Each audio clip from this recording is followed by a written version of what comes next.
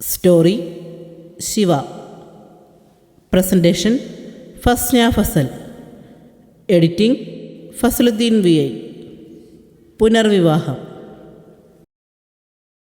ചെന്നൈയിൽ വെച്ച് ശ്രേയ നടത്തിയ പാചക പരീക്ഷണങ്ങളെക്കുറിച്ച് കാർത്തി തങ്ങളോട് പറഞ്ഞതും അത് കേട്ടപാടെ ശ്രേയയുടെ പാചകം പേടിച്ച് കാർത്തിക്കൊപ്പം കാശിയും ഇവിടുന്ന് മുങ്ങിയെന്നും മറ്റും ശ്രേയയോട് പറഞ്ഞുകൊണ്ട് മീനാക്ഷിയമ്മയും കല്യാണിയും ചിരിക്കുമ്പോൾ ശ്രേയയ്ക്കും ചിരിയടക്കാനായില്ല. ഹാളിലെ സോഫയിലെ കസേരകളിലായിരുന്നവർ അങ്ങനെ ഓരോ കാര്യങ്ങൾ സംസാരിച്ചുകൊണ്ടിരിക്കുകയാണ്. മുറ്റത്ത് ഒരു ഓട്ടോ വന്ന് നിൽക്കുന്ന ശബ്ദം കേട്ടത്. ആഹാ, രണ്ടും കൂടി കഴിപ്പും കഴിഞ്ഞ് ഇത്ര പെട്ടെന്ന് തന്നെ വന്നു. മീനാക്ഷിയമ്മ ചിരിയോടെ പറഞ്ഞതും ഇങ്ങോട്ട് വരട്ടെ, ഞാൻ ശരിയാക്കി കൊടുക്കുന്നുണ്ടെന്നും പറഞ്ഞ് ശ്രേയ പതിയെ കസേരയിൽ നിന്ന് എഴുന്നേറ്റ് നേരെ സിറ്റ് ഔട്ടിലേക്ക് നടന്നു. ഓട്ടോ പോകുന്നതും മുറ്റത്തൊരാൾ നിൽക്കുന്നതും കണ്ടുകൊണ്ടാണ് ശ്രേയ സിറ്റ് ഔട്ടിലേക്ക് വന്നത്. ഒരു ചെറുപ്പക്കാരനാണ്. ആള് മദ്യപിച്ചിട്ടുണ്ടെന്ന് കാണുമ്പോൾ തന്നെ മനസ്സിലാവും. ആടിയാണ് നിൽപ്പ്. ശ്രേയ തന്നെ സൂക്ഷിച്ചു നോക്കുന്ന കണ്ട് അവൻ ശ്രേയയെ തറപ്പിച്ചൊന്ന് നോക്കി. അത് കണ്ടതും ശ്രേയ തെല്ലൊരു ഭയത്തോടെ മീനാക്ഷിയമ്മയും കല്യാണിയും വിളിക്കാൻ ഒരുങ്ങി. പക്ഷേ അപ്പോഴേക്കും മീനാക്ഷിയമ്മ കല്യാണിയുമായി സിറ്റ് ഔട്ടിലേക്ക് എത്തി. ചിരിയോടെ വന്ന കല്യാണി മുറ്റത്ത് നോക്കിയ നിമിഷം ഞെട്ടലോടെ നിന്നുപോയി. അഭിഷേക്. അവൾ അറിയാതെ ആ പേര് ഉച്ചത്തിൽ ഉച്ചരിച്ചു പോയി. അപ്രതീക്ഷിതമായി അഭിഷേകിനെ കണ്ടതിന്റെ അന്താളിപ്പിലായിരുന്നു മീനാക്ഷിയമ്മ.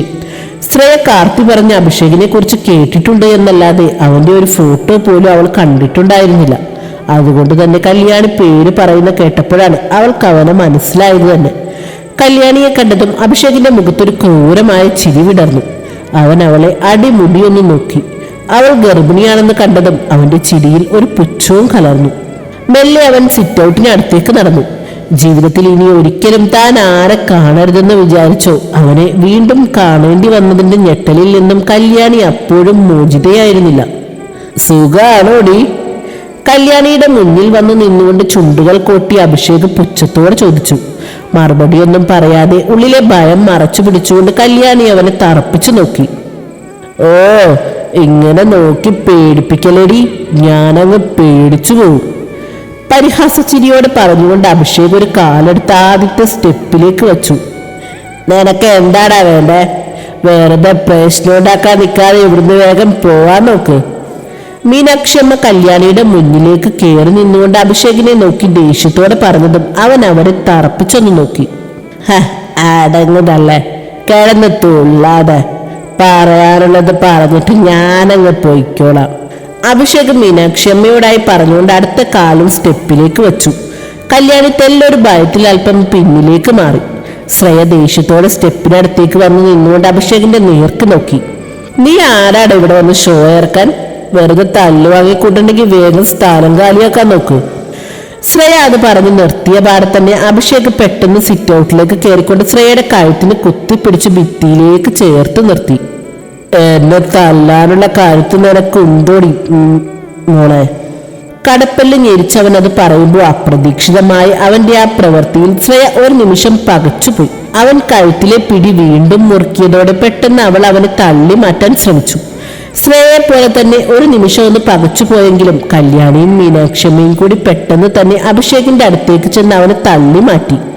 ആ സമയം ശ്രേയ 2-3 വട്ടം ചുമച്ചുകൊണ്ട് ശ്വാസം എടുക്കാനൊന്ന് പാടുപെട്ടു. അഭിഷേക് നേരെ കല്യാണിയുടെ അടുത്തേക്ക് ദേഷ്യത്തോടെ ചെന്ന് അവളുടെ മുടിക്കുത്തിൽ കയറി പിടിച്ചു. പുന്നാര മോളെ, എന്റെ ജീവിതം ഇല്ലാതാക്കിയിട്ട് നീ അങ്ങനെ കെട്ടും കഴിഞ്ഞ് സുഖമായിട്ട് ജീവിക്കണ്ടടി എന്നും പറഞ്ഞ് ഭ്രാന്ത് പിടിച്ചവനെ പോലെ അലറിക്കൊണ്ട് അവൻ അവളെ ഭിത്തിയിലേക്ക് പിടിച്ചു തള്ളി. കല്യാണി തെറിച്ചു ചെന്ന് ഭിത്തിയിൽ ശക്തിയായി ഇടിച്ച ശേഷം നിലത്തേക്ക് ഊർന്നിരുന്നു പോയി. അത് കണ്ടതും എന്റെ മോളെന്ന് വിളിച്ചുകൊണ്ട് മീനാക്ഷിയമ്മ കല്യാണിയുടെ അടുത്തേക്ക് ഓടിച്ചെന്നു. ഭയന്നു പോയ ശ്രേയ ഫോൺ എടുത്ത് കാർത്തിയെ വിളിക്കാനായി അകത്തേക്ക് ഓടാൻ ഒരുങ്ങിയതും അഭിഷേക് അവളുടെ മുടിയിൽ പിടിച്ചു വലിച്ച് തന്റെ അടുത്തേക്ക് അടുപ്പിച്ചു. കുതറി മാറാൻ ശ്രമിച്ചവളുടെ കരണത്തടിച്ചുകൊണ്ട് അവളെ അവൻ മുറ്റത്തേക്ക് പിടിച്ചു തള്ളുകയും ചെയ്തു. ശ്രേയ തെറിച്ചു മുറ്റത്തേക്ക് വീണു. അത് കണ്ടതും ഡാ എന്നും വിളിച്ചലറിക്കൊണ്ട് മീനാക്ഷിയമ്മ അവന്റെ അടുത്തേക്ക് ഓടിച്ചെന്നവന്റെ മുഖത്തടിച്ചു. പിന്നെന്താ അവർ പറയാൻ കൂടി തുനിഞ്ഞ പാടെ തന്നെ അഭിഷേക് ദേഷ്യത്തോടെ അവരുടെ മുഖം അടച്ചൊരു അടി കൊടുത്തു. അടി കിട്ടിയ പാടെ മീനാക്ഷിയമ്മ ഒരു സൈഡിലേക്ക് വേച്ചുപോയി. പക്ഷേ കലി അടങ്ങാതെ അഭിഷേക് അവരുടെ പ്രായത്തെ പോലും വകവയ്ക്കാതെ വീണ്ടും അവരുടെ മുഖത്തടിച്ച ശേഷം കയ്യിൽ പിടിച്ച് മുറ്റത്തേക്ക് വലിച്ചെറിഞ്ഞു. വീഴാൻ പോയ അമ്മയെ പിടിച്ച് താങ്ങി നിർത്താൻ ശ്രേയ ശ്രമിച്ചെങ്കിലും അവരുമായി ശ്രേയയും വീഴുകയാണ് ഉണ്ടായത്. ആ വീഴ്ചയിൽ മീനാക്ഷിയമ്മയുടെ ചുണ്ടുപൊട്ടി ചോര പൊടിയുകയും ചെയ്തു. കല്യാണി ഒരു വിധത്തിൽ ഭിത്തിയിൽ പിടിച്ചുകൊണ്ട് പതിയെ എഴുന്നേറ്റ് നിന്നു. വേദന തോന്നിയതും ഒരു കൈ അവൾ വയറിൽ വയ്ക്കുകയും ചെയ്തു. അത് കണ്ടതും അഭിഷേക് അവളുടെ അടുത്തേക്ക് ചെന്ന് അവളുടെ അടിവയർ നോക്കി ആഞ്ഞൊരു ചവിട്ട് കൊടുത്തു. അമ്മയെന്നൊരു നിലവിളി കല്യാണിയിൽ നിന്ന് ഉച്ചത്തിൽ ഉയർന്നു. വേദനയാൽ പുളഞ്ഞുകൊണ്ട് അവൾ വയറിൽ പിടിച്ചുകൊണ്ട് നിലത്തേക്ക് ഊർന്നിരുന്ന് പോവുകയും ചെയ്തു. എന്നിട്ടും കലി അടങ്ങാതെ ഭ്രാന്ത് പിടിച്ചവനെ പോലെ അവൻ അവളുടെ കാലിൽ പിടിച്ചു വലിച്ചു കിടത്തിയ ശേഷം അവളുടെ വയറ്റിൽ വീണ്ടും ആഞ്ഞൊരു ചവിട്ടുകൂടി കൊടുത്തു. പെട്ടെന്ന് മീനാക്ഷിയമ്മയും ശ്രേയയും കൂടി ഓടിക്കേറി വന്ന് അഭിഷേകിനെ ഒരു വിധത്തിൽ പിടിച്ചു മാറ്റിയ ശേഷം കല്യാണിയുടെ അടുത്തേക്കിരുന്നു. വേദന കൊണ്ട് നിലവിളിച്ചവൾ നിലത്ത് കിടന്ന് പുളയുകയായിരുന്നു. ക്രൂരമായ ഒരു ആനന്ദത്തോടെ അഭിഷേക് അത് നോക്കി നിന്നു. മോളെന്നും വിളിച്ചുകൊണ്ട് മീനാക്ഷിയമ്മ കല്യാണിയുടെ തല പതിയെ മടിയിലേക്ക് എടുത്തു വെച്ചു. അവരുടെയും ശ്രേയയുടെയും കണ്ണുകൾ നിറഞ്ഞൊഴുകിക്കൊണ്ടിരുന്നു.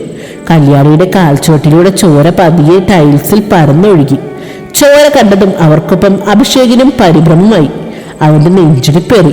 ഇനി ഇവിടെ നിന്നാൽ പ്രശ്നമാവും, എത്രയും പെട്ടെന്ന് ഈ നാട് വിടണം എന്നവൻ ചിന്തിച്ചു. അഭിഷേക് വേഗം മുറ്റത്തേക്ക് ഇറങ്ങി. പിന്നെ റോഡിലേക്ക് ധൃതിയിൽ നടന്നു. വെപ്രാളത്തോട് റോഡിലൂടെ വേഗത്തിൽ നടക്കുകയാണ് അഭിഷേക്. മദ്യത്തിന്റെ ലഹരി അവനിൽ നിന്നും വിട്ടുമാറി തുടങ്ങിയിരുന്നു. അതുകൊണ്ട് തന്നെ കാര്യത്തിന്റെ ഗൗരവം മനസ്സിലാക്കി അവന്റെ ഉള്ളിൽ ചെറിയൊരു പേടി ഉടലെടുത്തു. പുല്ല്, ഇനി ആ പണ്ടാരത്തിന് വല്ലതും പറ്റുമോ? പറ്റിയാ പിന്നെ കൊലക്കേസാവും. ഇനി ഇതെങ്ങാനും അമ്മ അറിഞ്ഞ അതുകൂടെ തീർന്നു. അല്ലാതെ തന്നെ അമ്മയ്ക്ക് തന്നോട് ദേഷ്യം കയറിയിരിക്കുന്ന സമയ. ഓ, എന്നാലും എനിക്ക് എന്തിൻ്റെ കേടായിരുന്നു. അവളെ രണ്ടെണ്ണം പറഞ്ഞിട്ട് അവിടുന്ന് പോന്നാ മതിയായിരുന്നു. വെറുതെ അടിക്കാനും പിടിക്കാനും പോയി. ഇനിയിപ്പോൾ പറഞ്ഞിട്ട് കാര്യമില്ല. ഈ പ്രശ്നം തീരും വരെ തൽക്കാലം എങ്ങോട്ടെങ്കിലും മാറി നിൽക്കാം. അഭിഷേക് അതും ചിന്തിച്ചുകൊണ്ട് നടപ്പിന്റെ വേഗത ഒന്നുകൂടെ കൂട്ടി. അല്പം മുന്നോട്ട് പോയതും ഒരു ഓട്ടോ എതിരെ വരുന്നത് കണ്ടവൻ കൈ കാണിച്ചു. ഓട്ടോ ഡ്രൈവർ ഓട്ടോ തിരിച്ച് അഭിഷേകിന്റെ അടുത്ത് കൊണ്ടുവന്ന് നിർത്തി. ചേട്ടാ, ടൗണിലേക്ക് വിട്ടോ? അഭിഷേക് ഓട്ടോയിലേക്ക് കയറിക്കൊണ്ട് പറഞ്ഞു. കേട്ടപാടെ അയാൾ ഓട്ടോ വിടുകയും ചെയ്തു. വെപ്രാളത്തോടെ മുഖത്തെ വിയർപ്പും തുടച്ചുകൊണ്ടിരിക്കെ എതിരെ കാശിനാഥന്റെ ഓട്ടോ വരുന്നത് അവൻ കണ്ടു. അവന്റെ നെഞ്ചിലൂടെ ഭയത്തിന്റെ ഒരു മിന്നൽ പുളഞ്ഞു. വേഗം കൈകൊണ്ട് മുഖം മറച്ചവൻ തല കുമ്പിട്ടിരുന്നു. കാർത്തിയുമായി സംസാരിച്ചു വന്നതുകൊണ്ട് കാശിനാഥൻ പക്ഷേ ആ ഓട്ടോയിലേക്ക് നോക്കാനേ പോയില്ല. അവന്റെ ഓട്ടോ അഭിഷേക് ഇരുന്ന ഓട്ടോയും കടന്നുപോയി. അതോടെയാണ് അഭിഷേകിന് ശ്വാസം നേരെ വീണത്. ചോരയിൽ കാലുകൾ അടിച്ച് കല്യാണി വേദനയോടെ നിലവിളിച്ചു പുളയുകയാണ്. എന്തു ചെയ്യണമെന്നറിയാതെ മീനാക്ഷിയമ്മയും ശ്രേയയും കരഞ്ഞുകൊണ്ട് അവളുടെ അടുത്ത് തന്നെയുണ്ട്. ബ്ലഡ് കൂടി കണ്ടതോടെ അവരും ആകെ പേടിച്ചുപോയി. സഹായത്തിന് ഒരാൾ പോലും അതുവഴി കടന്നു പോയതുമില്ല. മോളെ, നോക്കിയിരിക്കാതെ വേഗം ചെന്ന് കാശിയെ വിളിക്ക്. മീനാക്ഷിയമ്മ പറഞ്ഞതും ശ്രേയ എഴുന്നേറ്റ് വേഗം ഫോൺ എടുക്കാനായി അകത്തേക്കൂടി. അവൾ ഫോൺ എടുത്ത് വിറയ്ക്കുന്ന കൈകളോടെ കാർത്തിയെ വിളിച്ചു. ഫോൺ റിങ് ചെയ്ത് തുടങ്ങിയതും മുറ്റത്തൊരു ഓട്ടോ വന്ന് നിന്നതും ഒരുമിച്ചാണ്. സിറ്റൗട്ടിൽ മീനാക്ഷിയമ്മയുടെ മടിയിൽ വേദന കൊണ്ട് നിലവിളിച്ച് ചോരൊലിപ്പിച്ച് കിടക്കുന്ന കല്യാണിയെ കണ്ടുകൊണ്ടാ കാശിനാഥൻ ഓട്ടോ നിർത്തി ചാടി ഇറങ്ങിയത്. ഒരൊറ്റ നിമിഷം കൊണ്ട് അവൻ പടികൾ ചാടിക്കടന്ന് കല്യാണിയുടെ അടുത്തെത്തി. അവന് പിന്നാലെ കാർത്തിയും സിറ്റൗട്ടിലേക്ക് കയറി. എന്താ ഉണ്ടായേ? കണ്ണീരിന്റെ നനവോടെയും വെപ്രാളത്തോടെയും ചോദിച്ചുകൊണ്ട് കാശി നിലത്തേക്കിരുന്നു. അതൊന്നും പറയാനുള്ള നേരമല്ലടാ. നമുക്ക് എത്രയും പെട്ടെന്ന് ഇവളെയും കൊണ്ട് ഹോസ്പിറ്റലിൽ പോകണം. മീനാക്ഷിയമ്മ വിറയാർന്ന ശബ്ദത്തിൽ പറഞ്ഞതും കാശി വേഗം കല്യാണിയെ കൈകളിൽ കോരിയെടുത്തു. അപ്പോഴും ചോര വാർന്നൊഴുകുകയായിരുന്നു. അതവന്റെ ഷർട്ടിലും മുണ്ടിലും ദേഹത്തും ഒക്കെ പടർന്നു. കാശി വേഗം തന്നെ കല്യാണിയുമായി സ്റ്റെപ്പ് ഇറങ്ങി ഓട്ടോയുടെ അടുത്തേക്ക് ചെന്നു. വേഗം വന്ന് കേറമേ. പിന്നാലെ ഇറങ്ങിയെത്തിയ മീനാക്ഷിയെ നോക്കിയവൻ പറഞ്ഞതും മീനാക്ഷിയമ്മ വേഗം പിൻസീറ്റിലേക്ക് കയറിയിരുന്നു. കാശി കല്യാണിയെ പതിയെ സീറ്റിലേക്ക് ഇരുത്തിയ ശേഷം അവരുടെ മടിയിലേക്ക് കിടത്തി. അപ്പോഴേക്കും ഓടിപ്പാഞ്ഞ് ശ്രേയയും അവർക്കൊപ്പം വന്ന് കയറി. അതോടെ കാശിനാഥൻ ഓട്ടോ പെട്ടെന്ന് സ്റ്റാർട്ടാക്കി എങ്ങനെയൊക്കെയോ തിരിച്ച് റോഡിലേക്ക് ഇറക്കി. അവന്റെ നെഞ്ചു പെടയുകയായിരുന്നു. ഒപ്പം ആ മെഴുകളും നിറഞ്ഞൊഴുകിക്കൊണ്ടിരുന്നു. കാർത്തി അകത്ത് കയറി ബൈക്കിന്റെ താക്കോലും എടുത്ത് വാതിലടച്ച് വേഗം ബൈക്കിലേക്ക് കയറി. പിന്നെ ബൈക്ക് സ്റ്റാർട്ട് ചെയ്ത് നേരെ കാശിനാഥന്റെ ഓട്ടോയ്ക്ക് പിന്നാലെ പാഞ്ഞു. ആദ്യം കൊണ്ടുപോയത് സിറ്റി ഹോസ്പിറ്റലിലേക്കാണെങ്കിലും കാര്യങ്ങൾ കോംപ്ലിക്കേറ്റഡ് ആണെന്ന് മനസ്സിലാക്കിയ അവർ അവിടുന്ന് ഒരു ആംബുലൻസിൽ ഒരു നഴ്സിനൊപ്പം കല്യാണിയെ മെഡിക്കൽ കോളേജിലേക്ക് വിട്ടു. കാശിയും അവർക്കൊപ്പം ആംബുലൻസിൽ കയറിയിരുന്നു. കല്യാണിയുടെ ഒരു കൈപ്പടം തന്റെ കൈക്കുള്ളിലാക്കി കണ്ണീരോടെ അവളുടെ മുഖത്തേക്ക് നോക്കി. ഒരുപാട് ആഗ്രഹത്തോടെ ഒന്നിച്ച് ജീവിക്കാൻ തുടങ്ങിയപ്പോഴേക്കും ഇവളെ നീ എന്നിൽ നിന്നും തട്ടിപ്പറിക്കുകയാണോ ഈശ്വരൻ? കാശി വിങ്ങി പൊട്ടിപ്പോയി. വേദനയിൽ പിടയുമ്പോഴും അവന്റെ കണ്ണു നിറഞ്ഞൊഴുകുന്നത് കണ്ട് അവളുടെ ഹൃദയവും പിടഞ്ഞു. നിമിഷങ്ങൾക്കകം തന്നെ മെഡിക്കൽ കോളേജിലെത്തി. പെട്ടെന്ന് തന്നെ കല്യാണിയെ ആംബുലൻസിൽ നിന്നിറക്കി ഓപ്പറേഷൻ തിയേറ്ററിലേക്ക് കൊണ്ടുപോയി. പിന്നെ ടെൻഷന്റെ മണിക്കൂറുകളായിരുന്നു. കാർത്തിയോ അവിടേക്കെത്തി. അതിനിടയിൽ ബ്ലഡ് കുറെ പോയതിനാൽ കല്യാണിക്ക് ബ്ലഡ് ആവശ്യം വന്നിരുന്നു. അതൊക്കെ കാശിയും രാഘവേട്ടനും മറ്റും വിളിച്ചു പറഞ്ഞ് അറേഞ്ച് ചെയ്ത് കൊടുക്കുകയും ചെയ്തു. അന്നേരം തൊട്ട് രാഘവേട്ടനും അവരോടൊപ്പം വിവരം അറിയാനായി നിന്നു. അതിനോടിടയ്ക്ക് ശ്രേയ നടന്നതെല്ലാം കാർത്തിയോടും കാശിനാഥനോടുമായി പറഞ്ഞു. മീനാക്ഷിയമ്മ ആവട്ടെ ആകെ തളർന്ന് അവിടെ ഉണ്ടായിരുന്ന കസേരയിൽ ഇരിപ്പാണ്. അഭിഷേകാണ് ഇതിന് പിന്നിലെന്നറിഞ്ഞതും കാശിനാഥൻ ദേഷ്യത്തോടെ പല്ല് കരിച്ചു. അവനെ കൊല്ലാനുള്ള ദേഷ്യത്തോടെ കാശിനാഥൻ ആശുപത്രിയിൽ നിന്നും പുറത്തേക്ക് നടന്നതും പിന്നാലെ എത്തിയ രാഘവേട്ടനും കാർത്തിയും അവനെ തടഞ്ഞു. ഏട്ടാ, എനിക്കറിയാം എങ്ങോട്ടാ ഏട്ടൻ പോകുന്നതെന്ന്. പക്ഷെ ഇപ്പോ അവന്റെ പിന്നാലെ പോകേണ്ട നേരമല്ല. ഏട്ടൻ ഇവിടെ വേണം. നമ്മുടെ കല്യാണിയുടെ വിവരം എന്തെങ്കിലും അറിഞ്ഞിട്ട് ഏട്ടൻ എന്ത് വേണേ അയക്കൂ. കാർത്തി അപേക്ഷിക്കും പോലെ പറഞ്ഞു. അതിനെ പിന്താങ്ങിക്കൊണ്ട് രാഘവേട്ടനും പറഞ്ഞതോടെ കാശി തൽക്കാലം ഒന്ന് അടങ്ങി. എങ്കിലും അവന്റെ ഉള്ളിൽ നീറിപ്പുകയായിരുന്നു. കാർത്തിയും രാഘവേട്ടനും കൂടി കാശിയെ ഹോസ്പിറ്റലിനുള്ളിലേക്ക് പറഞ്ഞയച്ചു. രാഘവേട്ടാ, ആ നായിന്റെ മോനെ വെറുതെ വിടരുത്, തീർക്കണ അവനെ നമുക്ക്, കാർത്തി പകയോടെ പറഞ്ഞു. നീയും ഏട്ടനെ പോലെ തുടങ്ങാതെ. അവരെ കൊന്നിട്ട് നിങ്ങൾ ജയിലിൽ പോയി കിടന്നാൽ പിന്നെ വീട്ടുകാർക്ക് വേറെ ആരാ ഉള്ളേ?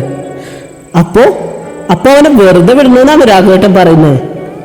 അല്ലടാ, ഈ നാട്ടിൽ കോടതി നിയമമൊക്കെ ഇല്ലേ, അവനുള്ള പണി നമുക്ക് കൊടുക്കാം. നീ ഇപ്പൊ എൻ്റെ ഒപ്പം വാ, നമുക്ക് സ്റ്റേഷനിൽ പോയൊരു പരാതി കൊടുക്കാം.